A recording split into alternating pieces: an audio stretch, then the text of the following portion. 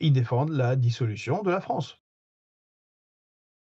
Alors non, les paradis fiscaux sont inscrits de facto dans le fonctionnement des traités européens. C'est monsieur Jean-Claude Juncker, l'ancien président de la Commission européenne, celui qui disait qu'il ne peut pas y avoir de démocratie contre les traités européens.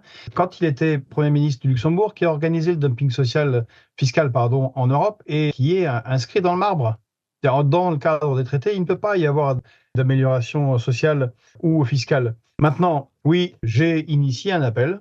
Donc l'appel des 50, c'est moi qui l'ai initié avec Stéphane Rosès, Arnaud Benedetti, Marie-Françoise Bechtel, Anne-Marie Pourrier, Benjamin Morel. Oui. Voilà, on était 6. Et ça a été signé par 50 personnalités. D'ailleurs, il est toujours ouvert à signature, vous pouvez le signer.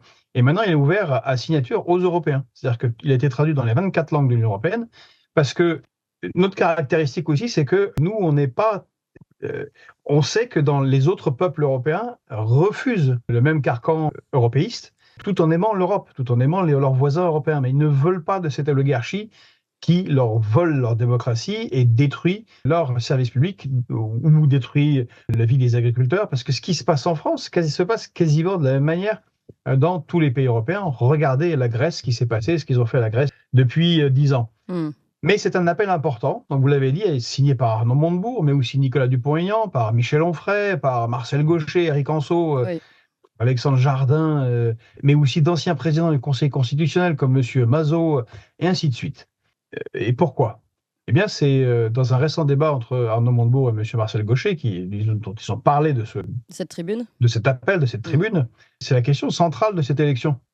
C'est soit il va rester la France en tant que nation, soit elle est diluée. C'est colossal comme enjeu. Vous pensez que tout se joue là pour ces élections-là ?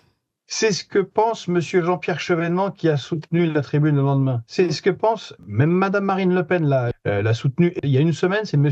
Édouard Balladur. Imaginez, Édouard Balladur, à son corps défendant, mais comme ça, quand on est politicien en haut du sommet de la montagne et qu'on veut y rester, a été un de ceux qui a construit Maastricht. C'est même lui, il dit, non mais là, on fait un pas en avant qui est la fin de la nation française. Et ce qui est terrible, c'est... Et là, il y a des éléments de langage, ça qui est insupportable en écoutant Glucksmann. Il parle de moment constitutionnel dans votre passage. Mais c'est ce qui est écrit sur le site de l'Union européenne. Aucun de leurs référendums n'a réussi en Europe. On se souvient de celui de 2005 en France, en 2015 en Grèce, le Brexit, en Hollande, en Irlande, et ainsi de suite. Le peuple vote toujours mal. Donc plus de référendum. Ça fait 20 ans qu'on n'a plus de référendum. C'est pas pour rien que les Gilets jaunes ont parlé de RIC. Alors, ils ont fait un truc, c'est qu'ils font des résolutions au Parlement européen pour la fin du veto, du droit de veto, dont vient de parler M. Glucksmann, et pour l'augmentation des pouvoirs de la Commission européenne, celle qui est présidée par Mme von der Leyen, au détriment des États membres, en particulier sur les questions de défense et internationales. Ils savent que ça contourne les constitutions de la France, mais les constitutions des autres pays, et ils savent que ça passe pas super bien, y compris avec les traités de Lisbonne en particulier. Alors qu'est-ce qu'il faut ? Eh bien, ils font des résolutions.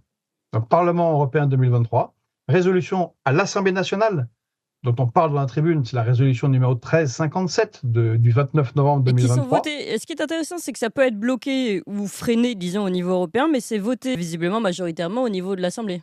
Exactement, c'est voté majoritairement, à l'exception, comme je l'ai dit ici déjà, je crois, à l'exception du Rassemblement national, de la France insoumise et de Nicolas Dupont-Aignan. Alors tous les autres, ils ont voté pour, donc ils ont voté littéralement. Donc rappelons-le, LR, PS, LR, PS, évidemment. PS, ELV, en même temps, ELV, ils disent qu'ils veulent une Europe fédérale, le PS aussi, donc bon, il ne faut pas se surprendre.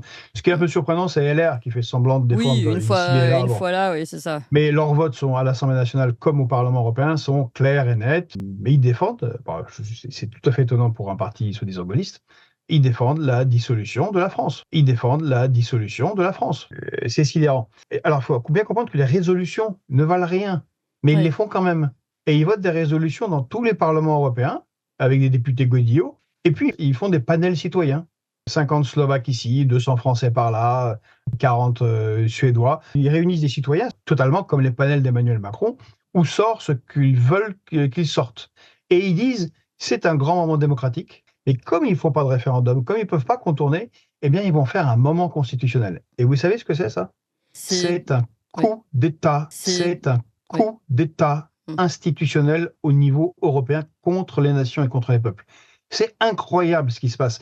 Encore une fois, ce n'est pas pour rien que des gens aussi différents que Chevènement, Nicolas Dupont-Aignan, Arnaud Montebourg disent mais on est chez les fous là. En fait, ça se passe tranquillement, tranquillement. C'est un double coup de fusil, c'est assez génial. C'est-à-dire qu'en trahissant, en ne faisant pas ce qu'ils ont promis, les politicards, en trahissant le vote du peuple en 2005, eh ben, ils ont fatigué le peuple qui vote de moins en moins.